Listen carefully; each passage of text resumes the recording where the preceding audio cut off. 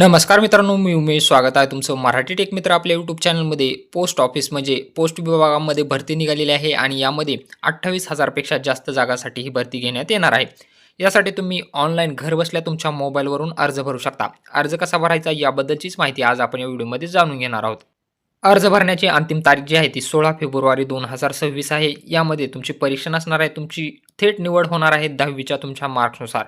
तर ऑनलाईन अर्ज कसा भरायचा याचीच माहिती आज आपण या व्हिडिओमध्ये जाणून घेणार आहोत. जर तुम्ही मोबाईलमध्ये ऑनलाईन अर्ज भरत असाल तर त्यासाठी तुम्हाला काय करायचं आहे, Google Chrome ब्राउझरमध्ये या वेबसाईटला ओपन करायचं आहे. ही वेबसाईट ओपन केल्यानंतर या वेबसाईटची लिंक तुम्हाला डिस्क्रिप्शन बॉक्समध्ये किंवा आपल्या टेलिग्राम चॅनलला मिळून जाईल. ओपन केल्यानंतर त्याचा इंटरफेस तुम्हाला असा पाहायला मिळेल. तर तुम्हाला मोबाईलवर फॉर्म भरण्यासाठी अडचण येऊ नये यासाठी तुम्हाला काय करायचं आहे, तुम्हाला इथं 3 डॉटवरती क्लिक करायचं आहे. Google Chrome ब्राउझरवरती 3 डॉटवरती क्लिक केल्यानंतर तुम्हाला इथं खाली एक ऑप्शन पाहायला मिळेल, डेस्कटॉप साईट. डेस्कटॉप साईट याला तुम्हाला टिक मार्क करायचं आहे. म्हणजे डेस्कटॉप साईटला जर इथं टिक केलं तर तुमची वेबसाईट तुमच्या पीसी किंवा लॅपटॉपवर जशी ओपन होते त्याप्रमाणे इथं ओपन होताना तुम्हाला पाहायला मिळेल.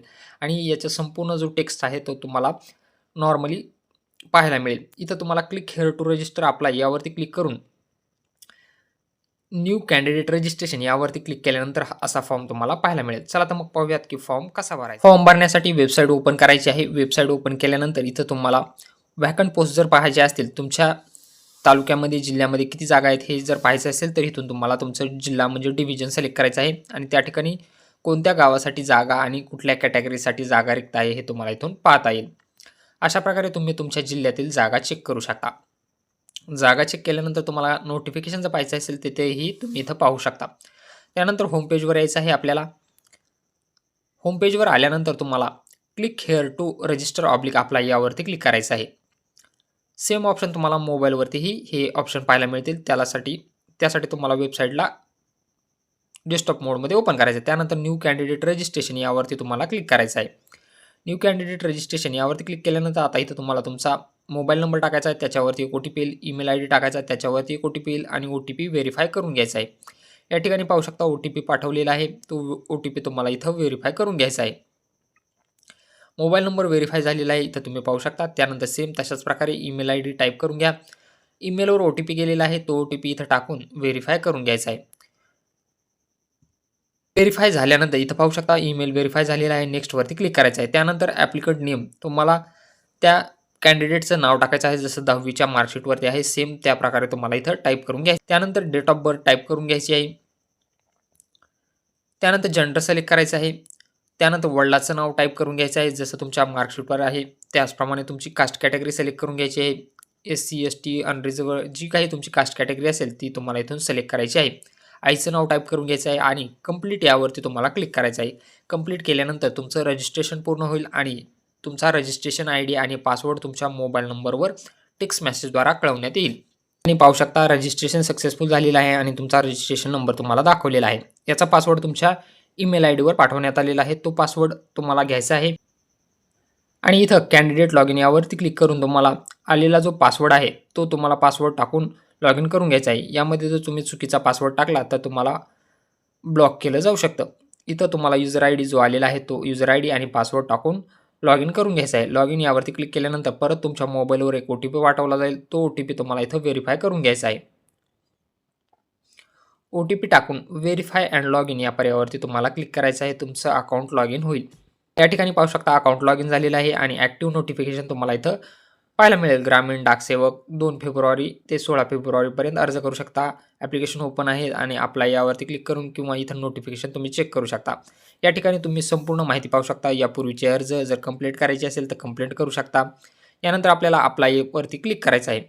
त्यानंतर सिलेक्ट नोटिफिकेशनमध्ये ग्रामीण डाक सेवक सिलेक्ट करायचा आहे. आता या ठिकाणी आपल्याला 4 स्टेप भरायचे आहेत. Personal detail, educational details, post preferences आणि अपलोड फोटो अँड सिग्नेचर्स या 4 स्टेपमध्ये फॉर्म भरायचा आहे.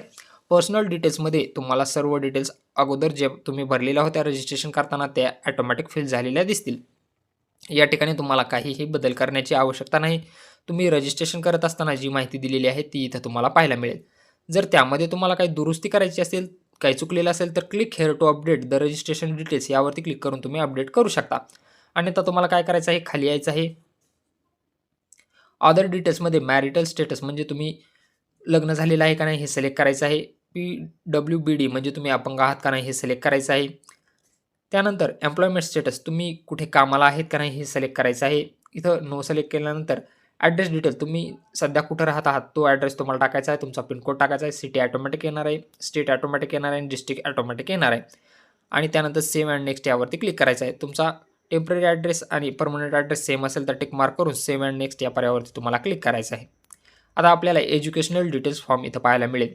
सिलेक्ट SSC स्टडीज सर्कल आपलं सर्कल निवडायचं आहे महाराष्ट्र सर्कल. महाराष्ट्र सर्कल निवडल्यानंतर इयर ऑफ पासिंग तुम्ही 10वी कधी पास झालात हे तुमच्या मार्कशीटवर पाहून तुम्हाला इथं सिलेक्ट करून घ्यायचं आहे. त्यानंतर तुमचं बोर्ड सिलेक्ट करायचं आहे. Maharashtra state board of secondary and higher secondary education with 600 marks हे सिलेक्ट करायचं आहे. तुमचं जे काही असेल ते तुम्ही सिलेक्ट करून घ्या तुमच्या मार्कशीटवर पाहून. हे सिलेक्ट केल्यानंतर SSC मेमो नंबर इथं तुम्हाला तुमचा सीट नंबर किंवा SSC सर्टिफिकेट नंबर किंवा रजिस्ट्रेशन नंबर किंवा हॉल तिकीट नंबर तुमच्यापाशी जी अवेलेबल असेल ते तुम्हाला इथं टाकायचं आहे. शक्यतो तुमचा SSCचा रोल नंबर तुम्ही इथं टाईप करून घ्या. आता तुम्हाला 10वीचे मार्क्स टाकायचे आहेत. Enters marks obtain for each subject इथं तुम्हाला 600 पैकी जी काही मार्क मिळालेले आहेत ते इथं टाकायचे आहेत. सायन्सचे तुमचे 100 पैकी काय मार्क होते ते तुम्हाला तुमच्या मार्कशीटवर पाहून इथं टाईप करून घ्यायचे आहेत. त्यानंतर खाली तुम्हाला मॅथमॅटिक्स तुमच्या गणित या विषयामध्ये किती मार्क्स पडलेले आहेत हे तुम्हाला इथं टाईप करून घ्यायचं आहे.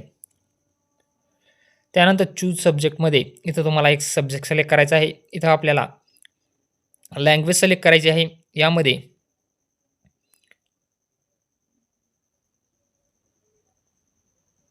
सेकंड लँग्वेज तुमची जी काही असेल ती तुम्हाला इथून सिलेक्ट करायची आहे. तुमच्या मार्कशीटवर पाहून तुम्ही सेकंड लँग्वेज सिलेक्ट करून घ्या. त्यानंतर त्या लँग्वेजला किती मार्क्स पडलेले आहेत हे टाईप करून घ्या. त्यानंतर 4 नंबरला तुम्हाला फर्स्ट लँग्वेज सिलेक्ट करून घ्यायची आहे. तुमची फर्स्ट लँग्वेज जी असेल ती तुमच्या मार्कशीटवर पाहून तुम्ही सिलेक्ट करून घ्या. त्यानंतर मराठी या फर्स्ट लँग्वेजला तुम्हाला किती मार्क पडलेले आहेत हे सिलेक्ट करून घ्या. त्यानंतर थर्ड लँग्वेज सिलेक्ट करायची आहे. इंग्लिश तुमची जी काही थर्ड लँग्वेज असेल ती तुम्ही सिलेक्ट करून घ्या. इंग्लिशला किती मार्क्स पडलेले आहेत हे तुम्हाला इथं टाईप करून घ्यायचं आहे. आणि 6वा जो सब्जेक्ट आहे तो तुम्हाला सिलेक्ट करायचा आहे. इथं सोशल सायन्स सिलेक्ट करत आहे. तुमच्या मार्कशीटवर जो काही 6वा सब्जेक्ट असेल तो तुम्ही सिलेक्ट करून घ्या. त्याला किती मार्क आहेत हे तुम्हाला इथं टाईप करून घ्यायचं आहे. 6 विषयाचे मार्क्स इथं आपण टाईप करून घेतलेले आहेत. त्यानंतर CGPA आपल्याला नाही महाराष्ट्र बोर्डासाठी, त्यामुळे आपल्याला ब्लँक सोडून द्यायचं आहे. आणि तुम्ही दुसरी कुठली लँग्वेज अतिरिक्त शिकला आहात का असताल तर तुम्हाला येस करायचं आहे, अन्यथा इथं नो करायचं आहे. या व्यतिरिक्त तुम्ही कुठली अन्य लँग्वेज शिकलेली आहे का याला नो करायचं आहे. आणि त्यानंतर सेव्ह अँड नेक्स्ट यावरती क्लिक करायचं आहे.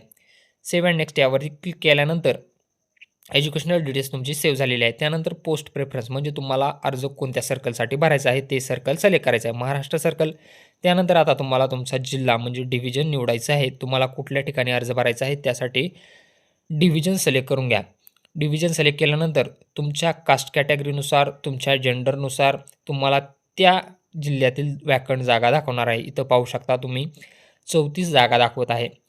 तुम्ही जो काही जिल्हा सिलेक्ट केलेला आहे त्यामध्ये तुमचं जनरल आहेत, SC आहेत, ST आहेत, त्यानुसार तुम्हाला इथं दाखवणार आहे. त्यानंतर आपल्याला प्रेफरन्स द्यायचे आहेत.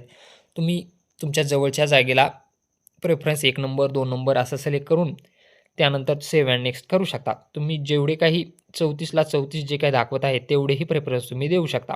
जेवढे प्रेफरन्स दाखवत आहेत तेवढे प्रेफरन्स देऊ शकता. मी पहा 42 प्रेफरन्स सिलेक्ट केलेले आहेत. 42 प्रेफरन्स सिलेक्ट करून सेव्ह अँड नेक्स्ट यावरती क्लिक केलेलं आहे. प्रेफरन्सेस फ्रॉम सेव्हड सक्सेसफुली आता प्रेफरन्स सेव्ह झालेला आहे. त्यानंतर आपल्याला काही फोटो आणि सिग्नेचर अपलोड करायचे आहे. याची साईज ही तुम्हाला इथं देण्यात आलेली आहे. 30 ते 100 KB आतमध्ये असावी आणि 320x400 पिक्सल असावं किंवा 4x5 हाईट आणि विड्थ असावी. यामध्ये तुम्हाला या साईजमध्ये फोटो अपलोड करायचा आहे. सिग्नेचर 20 ते 100 KB असावं आणि 300x120 पिक्सल सिग्नेचर अपलोड करायचं आहे. त्यानंतर तुम्हाला या फॉर्मचा प्रिव्ह्यू टिक मार्क करून प्रिव्ह्यू चेक करायचा आहे. या ठिकाणी पाहू शकता आपण संपूर्ण फॉर्म भरलेला आहे, आय ॲग्री केलेला आहे आणि प्रिव्ह्यू यावरती क्लिक केल्यानंतर तुमची सर्व माहिती एकदा चेक करून घ्या. जर यामध्ये काही दुरुस्ती असेल तर तुम्ही पाठीमागे जाऊन दुरुस्ती करू शकता. जर दुरुस्ती नसेल तर तुम्हाला खाली यायचं आहे, संपूर्ण माहिती पाहिजे आहे आणि सबमिट ॲप्लिकेशन यावरती क्लिक करायचं आहे. त्यानंतर येस सबमिट यावरती क्लिक केल्यानंतर तुमचा अर्ज जो आहे तो सबमिट होणार आहे. या ठिकाणी पाहू शकता PDF जनरेट झालेली आहे. तुम्ही PDF डाउनलोड करून घेऊ शकता.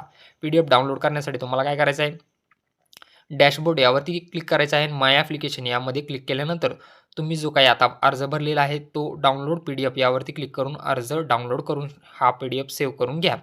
आणि त्या विद्यार्थ्याला तुम्ही देऊ शकता किंवा प्रिंट काढून ठेवू शकता. अशा प्रकारे तुम्ही घरबसल्या मोबाईलवरून ग्रामीण डाक सेवक यासाठी अप्लाय करू शकता. अप्लाय करत असताना तुम्हाला काही अडचणीत असल्यास कमेंट बॉक्समध्ये नक्की विचारा. व्हिडिओ आवडला असेल तर व्हिडिओला लाईक करा, व्हिडिओला हाईप द्या आणि तुमच्या मित्रांसोबत नक्की शेअर करायला विसरू नका.